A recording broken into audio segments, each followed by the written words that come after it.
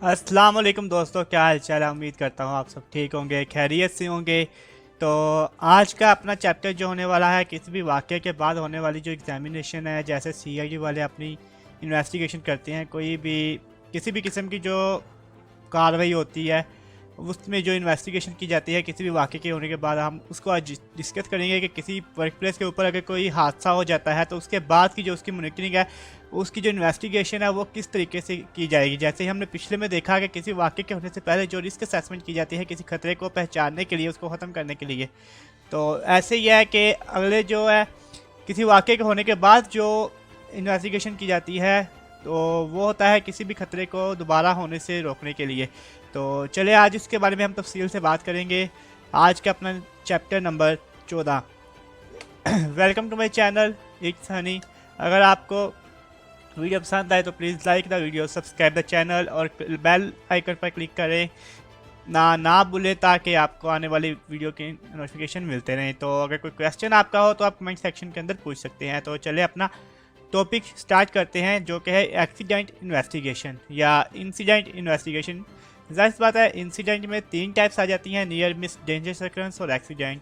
तो कोई भी इंसिडेंट होता है उसके बाद अगर उसमें नुकसान होता है तो ही उसकी इन्वेस्टिगेशन की जाती है, तभी उसको एक्सीडेंट इन्वेस्टिगेशन का नाम दिया गया है। तो सबसे पहले हम देखेंगे कि इसकी डेफिनेशन क्या है। कहता है एक्सीडेंट इन्वेस्टिगेशन, इसकी डेफिनेशन कहता है इसकी तफसीली और तनकीदी जो इसका तफसीली और तनकीदी मुआयना है किसी भी वाक़े का, ताकि उसके जो पीछे छुपी हुई वजूहात हैं कि वो हादसा, वो वाक़या वो किस वजह से हुआ, उनको आइडेंटिफाई किया जाए ताकि दोबारा ये फ्यूचर में ना हो सके। तो लेकिन इसको हम इतने में ही कवर करेंगे कि detail and critical examination of an incident to identify the reason behind that accident is known as accident investigation के तफसीली और तनकीदी मुआयना किसी भी वाक़े के पीछे छुपी हुई वजूहात को पहचानने के लिए जो किया जाता है उसे हम एक्सीडेंट इन्वेस्टिगेशन का नाम देते हैं। तो इसकी आगे 2 टाइप्स हैं, बिल्कुल रिस्क असेसमेंट की तरह कि माइनर एक्सीडेंट इन्वेस्टिगेशन और मेजर एक्सीडेंट इन्वेस्टिगेशन। माइनर था कि जो इंडिविजुअल बेस के ऊपर होता है, जो सिर्फ एक फ़र्द करता है, और मेजर रिस्क असेसमेंट थी कि जो टीम बेस में होती है। वैसे इसमें माइनर एक्सीडेंट इन्वेस्टिगेशन किया जाता है माइनर लॉसेस की वजह से, कि जो कम नुकसान वाले होते हैं, थोड़े नुकसान के जो होते हैं, उनके लिए जो एक्सीडेंट इन्वेस्टिगेशन की जाती है वो माइनर एक्सीडेंट इन्वेस्टिगेशन कहलाती है, जो सिर्फ एक फ़र्द के ऊपर बेस करती है। इसी तरह मेजर जो एक्सीडेंट इन्वेस्टिगेशन है वो बड़े नुकसान के मुआयने के लिए की जाती है, कि जो बड़ा नुकसान होता है, किसी की अगर डेथ हो जाती है, कोई ज़्यादा सीरियस होता है, कोई ज़्यादा ज़ख्मी होते हैं 10-20 जितने भी, उसके अलावा अगर किसी के कोई प्रॉपर्टी का नुकसान होता है बहुत ही ज़्यादा, तो उसके ऊपर जो इन्वेस्टिगेशन की जाती है वो है टीम बेस के ऊपर, कि उसमें टीम बनाई जाती है। बिल्कुल वैसे ही वर्कर एरिया को रखेंगे, मैनेजर को रखेंगे, सुपरवाइज़र को रखेंगे इन्वेस्टिगेशन के, और जो उनके एक्सपर्ट होंगे वो रहेंगे टीम के अंदर। तो ये थी इसकी टाइप्स।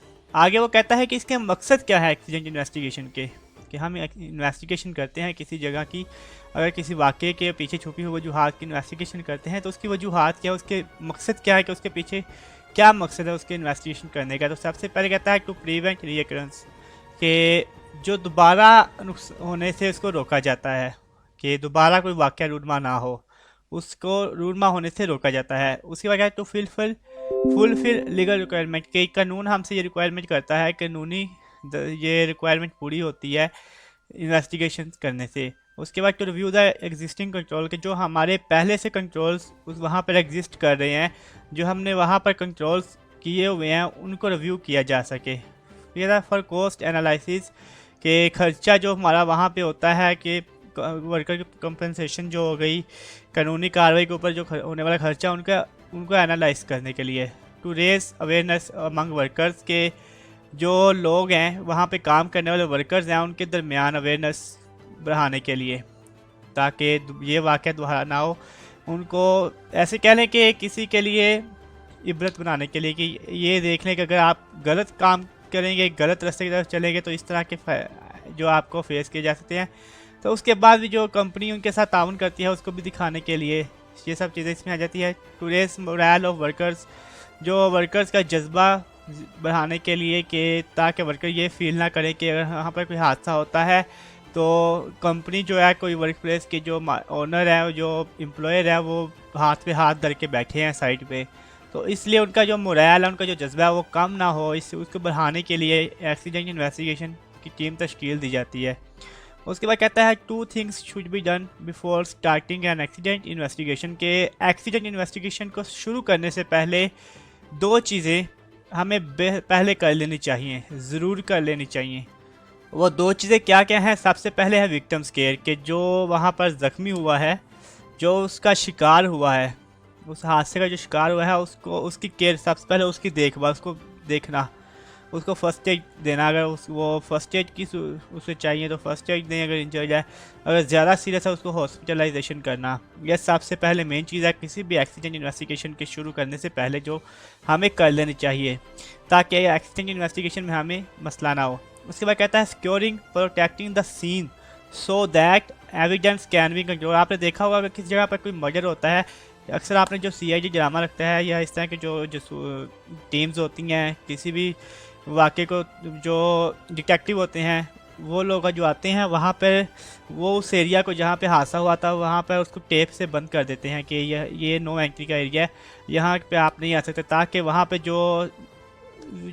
जो एविडेंस होते हैं, छोटे छोटे एविडेंस हो गए, उनको आगे पीछे ना किया जा सके। इसलिए उसके एरिया को सिक्योर कर लेना चाहिए सबसे पहले, ताकि एक्सीडेंट इन्वेस्टिगेशन में हमें आसानी रह जाए। और ये 2 चीज़ें सबसे पहले हमें करना ज़रूरी है। अगर इन्वेस्टिगेशन की टीम तश्कील हो गई है तब भी, नहीं हुई तब भी, ताकि एक तो विक्टिम्स की केयर रहे और दूसरा वो एरिया प्रोटेक्ट रहे, ताकि उसमें जो एविडेंस है वो आगे पीछे ना हो सके। उसके बाद हमारा प्रोसीजर है, जैसे रिस्क असेसमेंट का हमने प्रोसीजर देखा था मुकम्मल तफसील के साथ, इसका भी एक प्रोसीजर है कि इन्वेस्टिगेशन जो की जाती है एक्सीडेंट की वो कैसे की जाती है। वो उसमें कहता है 4 स्टेप दिए गए हैं।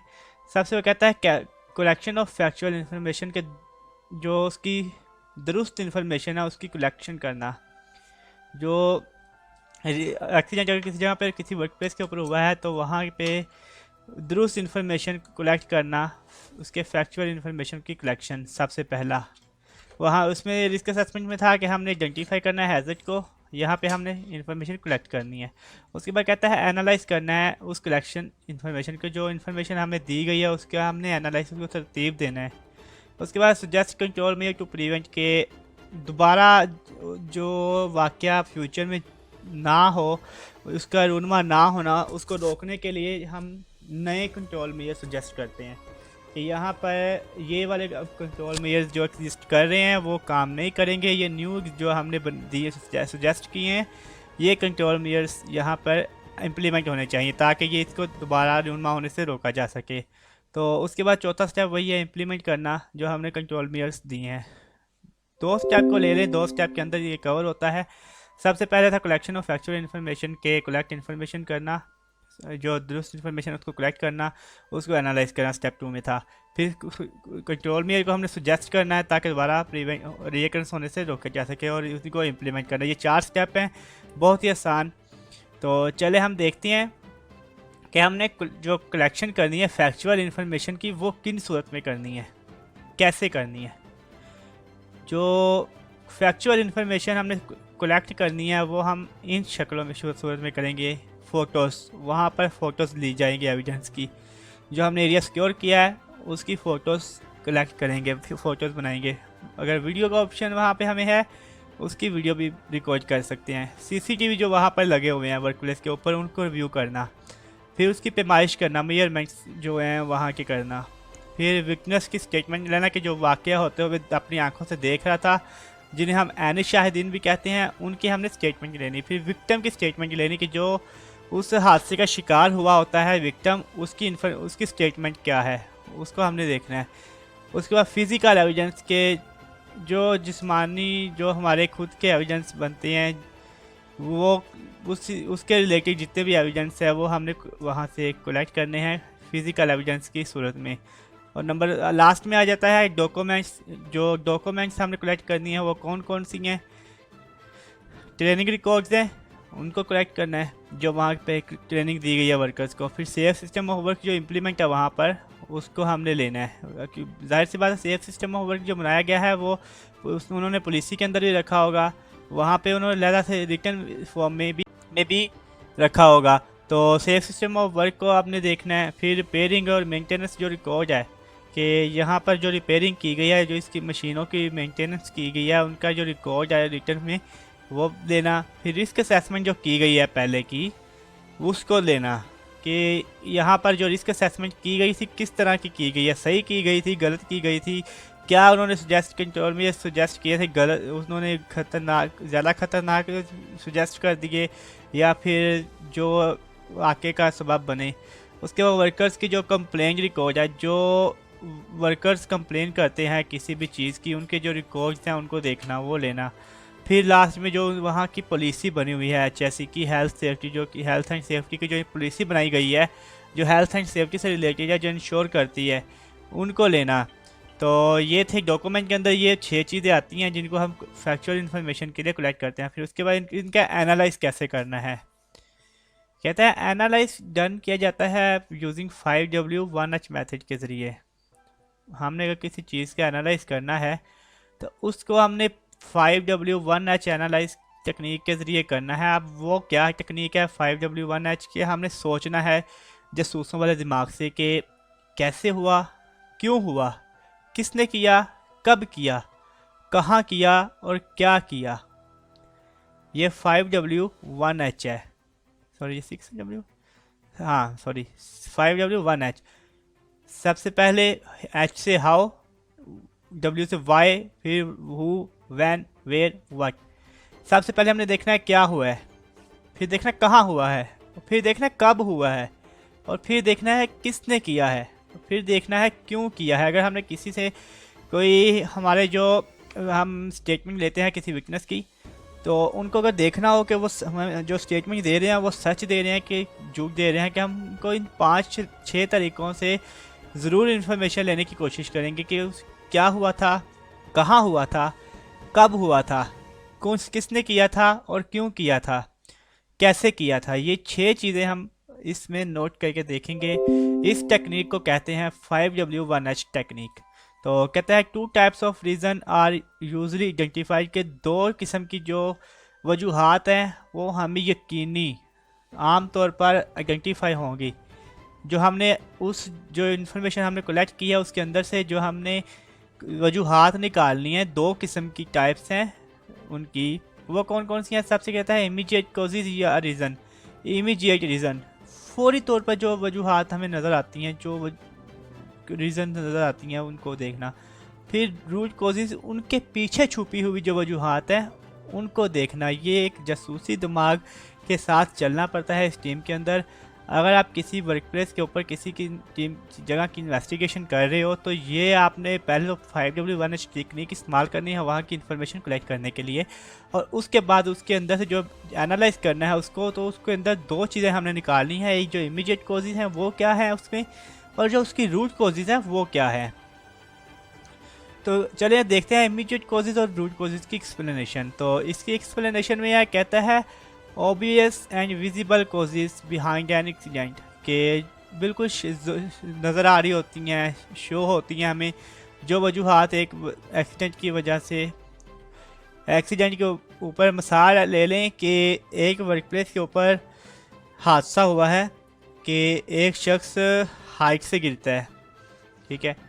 अब वो क्यों गिरा, उसका दिमाग जहन किसी और तरफ था, ये हमें बिल्कुल नज़र आ रही है कि ये वजह उसका ध्यान कहीं और था, काम वो कहीं और कर रहा था, उससे पता नहीं चला, उसका पाँव स्लिप हुआ, वो हाइट से नीचे गिर गया, या उसने सेफ्टी हार्नेस पहना नहीं भूला, याद रखा होगा, इसलिए वो गिर गया। ये हमें रूट कॉजेज़ है इसकी, जो इमीडिएट कॉजेज़ है जो हमें नज़र आ रही हैं, जो हमारे सामने है। तो इसकी जो पीछे छुपी हुई वजूहात हैं वो ये होंगी कि अच्छा वो बंदा ध्यान उसका किसी और था, उसको क्या परेशानी थी, कौन सा उसको हैज़र्ड इफ़ेक्ट कर रहा था उसके माइंड के ऊपर, कि कौन सा उसके हमने देखा था हैज़र्ड के काइंड्स के अंदर। साइकोलॉजी हैज़र्ड अगर आपको याद हो तो उसमें था कि कोई भी ऐसी चीज़ जो हमारे माइंड के ऊपर स्ट्रेस कर डाल रही हो तो वो है साइकोलॉजिकल हैज़र्ड, या इन्वायरमेंटल नहीं, ऑर्गेनाइजेशनल हैज़र्ड जो है। तो ये हमने देखना था तो इसी तरह वो कहता है कि इसके पीछे वो सोचेगा कि हाँ इसके पीछे की वजूहत क्या है, कि वो कंपनी में जो मौजूद लोग उसको तंग करते थे, उस वजह से ही हादसा हुआ, या किसी चीज़ का प्रेशर था उसके ऊपर। तो प्रेशर किस चीज़ का था, वो जो कोजेज़ हमें सामने आएंगी वो होंगी रूट कोजेज़। तो वो हम कैसे लाएंगे, विटनेस की स्टेटमेंट से लाएंगे, विक्टिम की स्टेटमेंट से लाएंगे, वहाँ पे मौजूद जो मीन्स के जो भी हमने फैक्चुअल इन्फॉर्मेशन कलेक्ट की है उसके अंदर से निकालेंगे। तो कहता है जो ऑब्वियस एंड विजिबल कोजेज़ हैं किसी भी वाक़े के पीछे, वो हैं इमीडिएट कोजेज़। कहता है ये वाली आमतौर पर उसी टाइम हमें शो होती हैं, एंड लोकेशन ऑफ एक्सीडेंट उसी टाइम शो सामने आती हैं और उसी एक्सीडेंट की जगह पर होती हैं। और immediate causes are usually considered in terms of unsafe act and conditions के ये जो फौरी तौर पर वजूहात हमें नज़र आती हैं वो सिर्फ दो चीज़ की वजह से, दो चीज़ों की सूरत में हो सकती है, या तो वहाँ पे अनसेफ एक्ट हो रहा होगा या फिर अनसेफ कंडीशंस होगी। इन दो चीज़ों के अलावा कोई और वजूहात इमीडिएट में नहीं आएगी। इसकी एग्जांपल देता है कि ओवर स्पीडिंग की, कोई मशीन की ओवर स्पीडिंग की जा रही है, उस वजह से हादसा हो गया, उसको हॉर्स प्ले उस पर उसको ताने दिए जा रहे हैं या उनके उसको तंग किया जा रहा है, इस वजह से हो गया। उस पर तशद्दुद किया जा रहा है, इस वजह से हो गया। ओवर वर्किंग है उसके ऊपर, काम का दबाव है, उस वजह से हादसा हुआ। अब उसकी हमने रूट कोजेज़ देखेंगे कि रूट कोजेज़ क्या है। कहता है रीज़न बिहाइंड इमीडिएट कोजेज़ के, जो इमीडिएट कोजेज़ के पीछे छुपी हुई वजूहात होती हैं उसे हम रूट कोजेज़ के नाम से जानते हैं। तो कहता है ये जो कोजेज़ होती हैं ये वाज़ह नहीं होती, ये हमें नज़र नहीं आती। मिसाल के तौर पर सेफ सिस्टम ऑफ वर्क वहाँ पर इम्प्लीमेंट नहीं है, लेकिन हादसा हुआ, सेफ सिस्टम ऑफ वर्क तो सामने नहीं आ रहा। हादसे पे जो हमें नज़र आ रहा है वो तो या तो अनसेफ कंडीशन नज़र आ रही है या फिर अनसेफ एक्ट नज़र आ रहा है वर्कर का, लेकिन वो क्यों हो रहा है उसके पीछे जो उसको सेफ सिस्टम ऑफ वर्क नहीं दिया गया है, इसलिए वो ओवर स्पीडिंग कर रहा है। ठीक है, ये उसकी रूट कोजेज़ हो गई। लैक ऑफ इसकी निगरानी नहीं की जा रही, वहाँ पे जो वर्कर्स हैं उनकी निगरानी नहीं की जा रही, इसीलिए वहाँ पे हॉर्स प्ले भी हो रहा है, वो तशद्दुद भी हो रहा है, हर किस्म के काम वहाँ पे हो रहा है। तो ये हमारी रूट कोजेज़ जो इमीडिएट कोजेज़ के पीछे छुपी होती हैं उन्हें हम रूट कोजेज़ कहते हैं। तो उम्मीद करता हूँ आपको रूट कोजेज़ और इमीडिएट कोजेज़ की डिफरेंस क्लियर हो चुका होगा और उसकी अच्छे से समझ आ गई होगी। तो कहता है उसके बाद तीसरा स्टेप है suggest control measures to prevent recurrence के, हमने कंट्रोल मेजर सजेस्ट करने हैं ताकि रीअकरेंस को रोका जा सके। तो वही इसी हमने जो हायरार्की पीछे देखी थी उस SASS 18001 की, उसी हायरार्की को देखते हुए हमने दोबारा से अपने कंट्रोल मेजर सजेस्ट करने हैं, जिसके अंदर सबसे पहले था एलिमिनेशन के, वहाँ पे जो ख़तरा है उसे बिल्कुल ख़त्म कर दिया जाए। सब सिचुएशन वहाँ पे जो ख़तरा है उसको तब्दील कर दिया जाए कम ख़तरे वाली चीज़ के साथ। इंजीनियरिंग कंट्रोल्स, वहाँ पे जो हैज़र्ड है उसके ऊपर कंट्रोल लगा दिया जाए। एडमिनिस्ट्रेटिव कंट्रोल, वहाँ पे जो वर्कर्स हैं जो काम कर रहे हैं उनके ऊपर कंट्रोल्स लगा दिया जाए, उनकी निगरानी लगा दी जाए, उन पे उनको सेफ सिस्टम ऑफ वर्क दे दिया जाए। ठीक है, फिर पीपीज़ आते हैं कि पीपीज़ उनको फराहम की जाएँ। इनको देखते हुए इस हायरार्की को जो हमने पीछे बिल्कुल तफसील में पिछले लेक्चर में हमने बयान कर दिया, अगर आपने वो नहीं आपने देखा तो आप जाएं प्लीज़ पिछली वीडियो देखें रिस्क असेसमेंट वाली, उसके अंदर तफसील से रिस्क कंट्रोल हायरार्की को बयान किया गया है कि ये कैसे यूज़ की जाती है, कैसे इनका इस्तेमाल किया जाता है, ये चीज़ क्या है। तो इनको इस्तेमाल करते हुए हमने नए कंट्रोल मेजर्स अपने सजेस्ट करने हैं। उसके बाद चौथा स्टेप है कि इम्प्लीमेंट करना है जो हमने सजेस्टेड कंट्रोल मेजर्स है, बिल्कुल वैसे जो टास्क एनालिसिस थे उनके वो जैसे उसके अंदर बताते हैं कि ये काम किसने करना है, कब तक करना है और किस तरह करना है। तो ये भी सेम वैसे ही है कि हमने जो सजेस्ट किए हैं उनको इम्प्लीमेंट कैसे करवाना है वो हम किसी के ज़िम्मे लगाएंगे और उसको टाइम बाउंड्री देंगे कि इतने टाइम के अंदर आपने करना है। तो कहता है for efficient earlier implementation and action plan is made, कि एक्शन प्लान बनाया जाएगा एफिशिएंट और अर्ली नफाज के लिए, सबसे पहले नफाज के लिए। तो साइनिंग है specific test to specific person, कि जो एक हमने स्पेसिफिक मखसूस टास्क है, मखसूस काम है, मखसूस पर्सन को देना है जिसने वो करना है विद स्पेसिफिक टाइम लिमिट्स, अपनी टाइम लिमिट्स के अंदर रहकर, फॉर कंप्लीशन ऑफ टास्क, कि जो उसको टास्क दिया गया है उसकी कंप्लीट करने के लिए, उसको मुकम्मल करने के लिए। तो यहाँ पे हमारा आज का टॉपिक क्लियर, ये थी हमारी एक्सीडेंट इन्वेस्टिगेशन के हमने एक्सीडेंट जो इन्वेस्टिगेशन करनी है वो कैसे करनी है, उम्मीद करता हूँ आपको आज की वीडियो बिल्कुल पसंद आई होगी। तो अगर आपका कोई क्वेश्चन हो तो आप कमेंट बॉक्स के अंदर पूछ सकते हैं। तो इसी के साथ मुझे इजाज़त दीजिए। Thank you.